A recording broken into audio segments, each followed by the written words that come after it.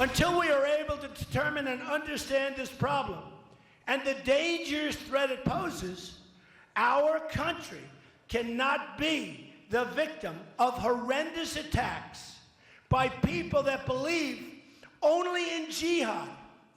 These are people who only believe in jihad. They don't want our system. They don't want our system. And have no sense of reason or respect for human life. They have no respect for human life.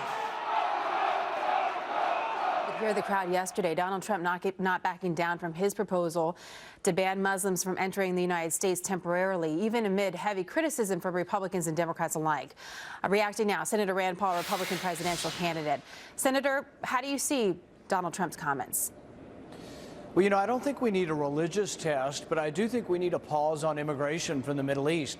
I've introduced legislation that's not based on religion, but is based on evidence of terrorist activities, evidence of terrorism training, and evidence that we are at some risk from immigration. So I would put a pause on all immigration from about 34 countries. Some of these countries are non-Islamic. North Korea, Nigeria has a mixture of Christian and Islam, but they all have a high risk for terrorism, and I think we should press pause. Why?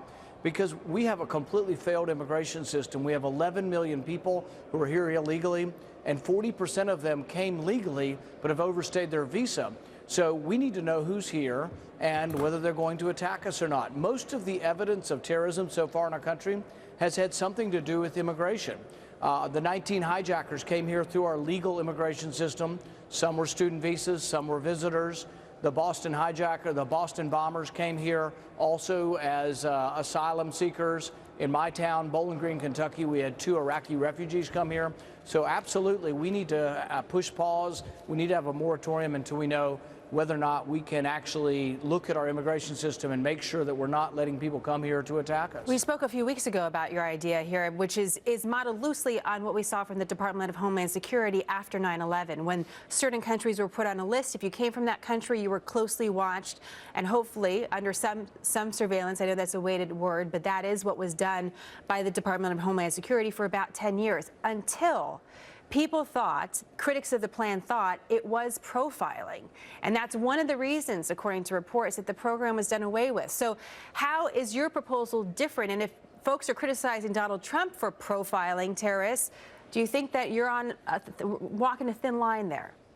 Well, I think it's crazy if we're going to have open borders and let anybody come here. And this is a big disagreement I've had with Marco Rubio, is that he says he wants to defend the country, but he's not really willing to defend the borders.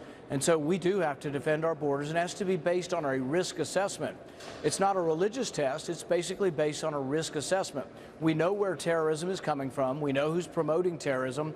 We know who has a significant population who would want to kill us if they get here. But it's not just our enemies. We also need to be protected against people coming from Europe here.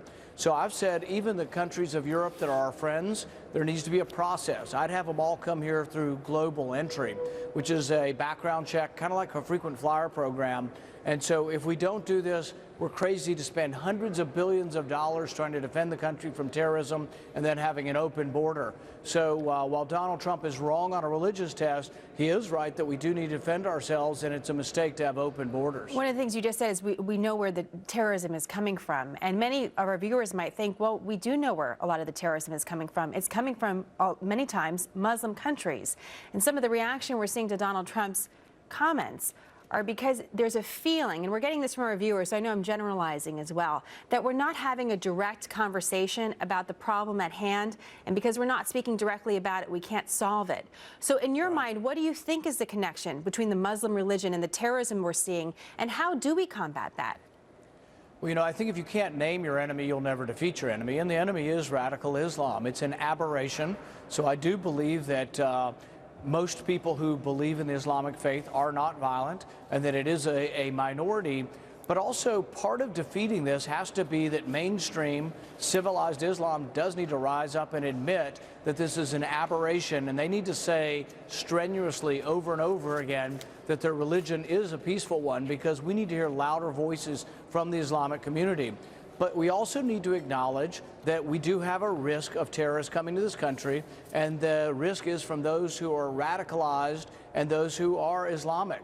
But I don't think we should have a blanket religious test. What we should have is a test that says we have to have more scrutiny on people coming from countries that have a significant terrorist element among them.